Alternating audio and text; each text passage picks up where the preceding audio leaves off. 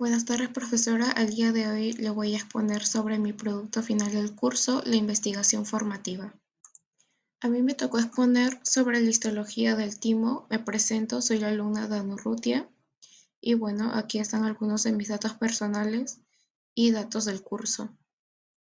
Comenzaré con una breve introducción sobre este órgano, el timo, quien se encuentra clasificado como un órgano linfoide primario, tiene una apariencia bilobulada y presenta una coloración entre rosado y gris, que con el tiempo se vuelve más pálido debido a que este órgano involuciona, ya que alcanza su desarrollo máximo en la etapa prenatal y posterior a este va a involucionar. Además de esto, tiene una importancia significativa debido a su función inmunológica. Este órgano se encuentra entre el cuello y el tórax, y bueno, está situado en la parte frontal de la tráquea y próximo a la parte interna del esternón. Este órgano consta de un lóbulo cervical, como se puede ver en la primera imagen del lado derecho, que se va a dividir en dos porciones que van a ser unidos por un lóbulo intermedio y a su vez este lóbulo los va a conectar con el lóbulo torácico, que se encuentra en el mediastino craneal.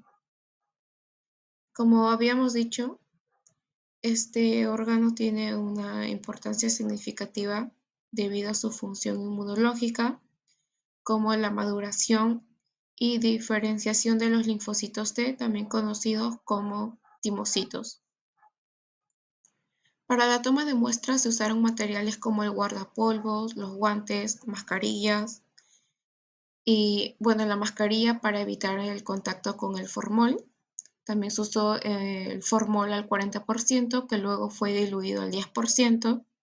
Se usó un frasco de plástico con tapa rosca y nuestro kit de disección. Para la etapa de selección, debido a que ese órgano se obtuvo mediante un camal, no se pudo lograr ver su extracción, pero normalmente se usa el método de biopsia. Y bueno, en nuestra etapa de selección eh, pudimos verificar que este órgano se encuentre con una buena coloración, ¿no? Que lo caracteriza.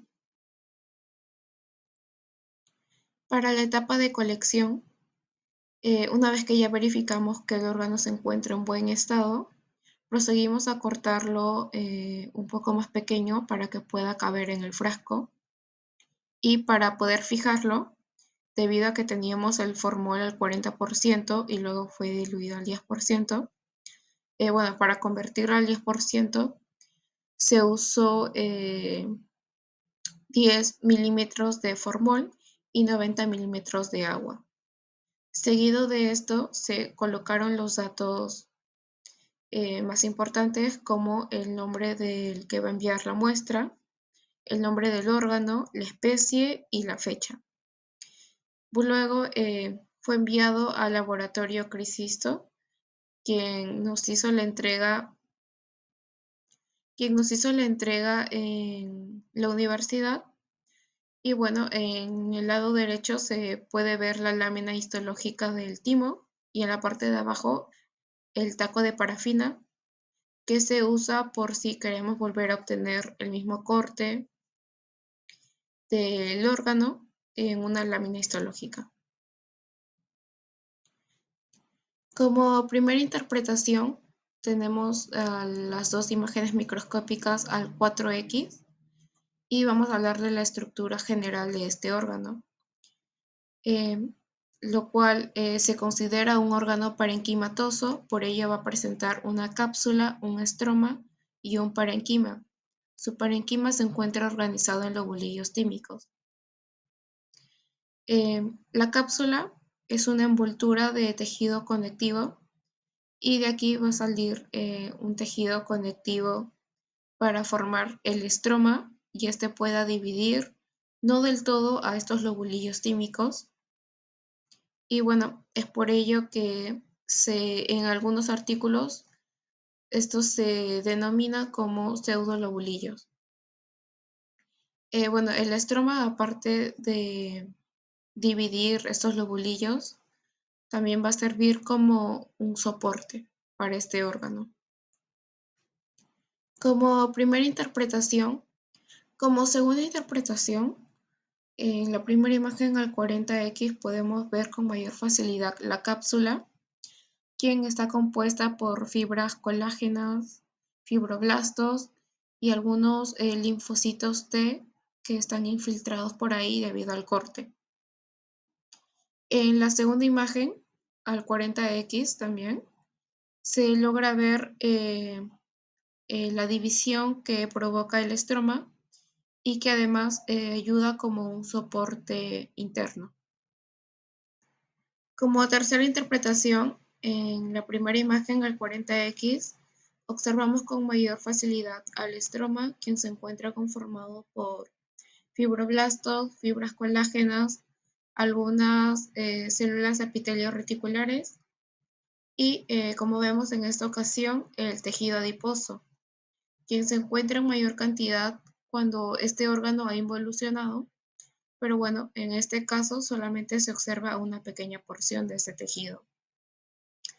En la imagen de la derecha a 10X se puede observar mejor la organización de este lobulillo tímico, donde en la periferia observamos una corteza mucho más basófila, donde ahí se van a ubicar los linfocitos T maduros, y en la parte central vemos la médula, donde, bueno, vemos una médula mucho más acidófila, donde ahí se van a ubicar los linfocitos T inmaduros, ya que ese es el centro germinativo. Como cuarta interpretación, en la primera imagen al 40X se observa mejor la diferencia entre la corteza y la médula, que como habíamos dicho, la corteza se ve mucho más basófila debido a que hay mayor abundancia de linfocitos T y en la zona de la médula habrá menos linfocitos T. Además de esto, en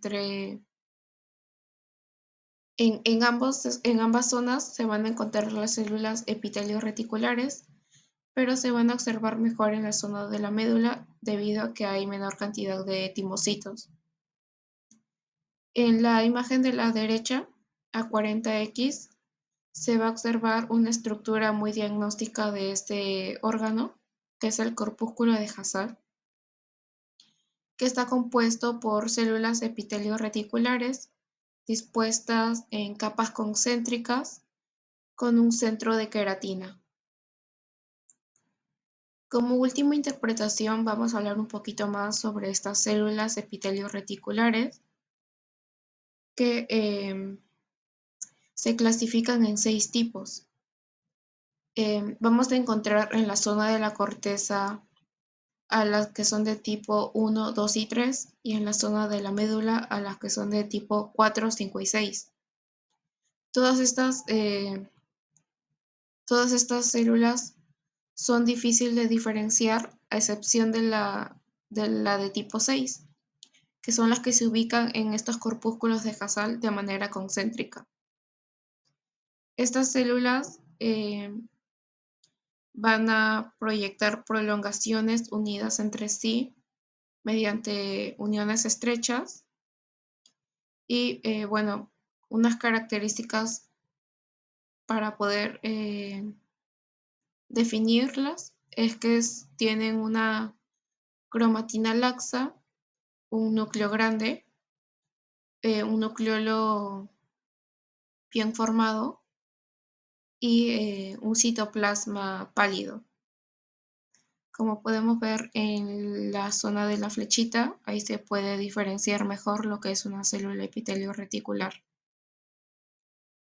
Bueno, aquí se va a realizar una breve comparación para verificar que este sí sea el órgano, el timo, donde en la primera imagen, que es una fuente de internet, se logra ver la corteza, la médula, el corpúsculo de Hassall y bueno, en la médula también se logran observar con mayor facilidad a estas células de epitelio reticulares que sirven como una malla reticular.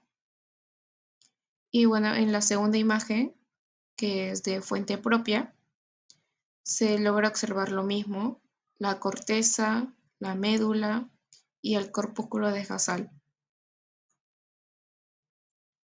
Como conclusiones de esta investigación formativa, decimos que el timo es un órgano linfoide primario que se encuentra organizado en lobulillos tímicos, estructurado con una cápsula de tejido conectivo, que de la cual van a partir trabéculas conjuntivas que van a dividir a este órgano en unidades funcionales. Como segunda conclusión, decimos que el estroma del timo está compuesto por tejido conectivo, vasos sanguíneos, macrófagos, fibroblastos, y todo este conjunto va a constituir una red de soporte estructural que va a mantener la integridad y la organización del timo. Como tercera conclusión, decimos que el parenquima del timo corresponde a los linfocitos T, también llamados timocitos, las células epitelio reticulares, los corpúsculos de Hasal, que son elementos funcionales y diagnósticos de este órgano, responsables de la maduración, la selección positiva y negativa y diferenciación de los linfocitos T. Además de esto, también agregamos la importancia de las células epitelio reticulares, que van a servir como guardianes de la corteza tímica, quien va a brindar un entorno aislado donde los timocitos puedan desarrollarse adecuadamente sin exponerse a antígenos que no permitan la maduración de estos linfocitos. Como recomendaciones para esta investigación se pide verificar que el órgano se encuentre en condiciones óptimas con una fijación correctamente al 10% y asegurar que el recipiente se encuentre debidamente etiquetado para poder evitar confusiones al momento de enviarlo al laboratorio. Esto también va a permitir cortes histológicos claros, precisos y representativos para poder observar con precisión estructuras diagnósticas de este órgano. Como segunda recomendación, se pide incluir y comparar bibliografía actualizada con referencias anatómicas especializadas y asegurar de que las fuentes abarquen tanto textos clásicos o antiguos como recientes sobre histología y anatomía del timo, de un porcino o de un animal similar, o del animal que te puedan pedir. Eso también va a ayudar a una interpretación, a una mejor interpretación de las observaciones microscópicas y va a poder ayudar con la precisión de la investigación. Como tercera recomendación, se pide realizar observaciones a aumentos de 4x, 10x y 40x para una visión mejorada de la estructura tisular del timo, desde una apreciación general como son los lobulillos y tabiques o la cápsula, hasta una revisión detallada de la organización de estos lobulillos, que vienen a ser la corteza y la médula, para poder identificar estructuras difíciles de ver a simple vista, como es el corpúsculo de Hasal. Esta es la bibliografía que se usó para esta investigación formativa. Y eso sería todo, profesora. Gracias por su atención. Hasta luego.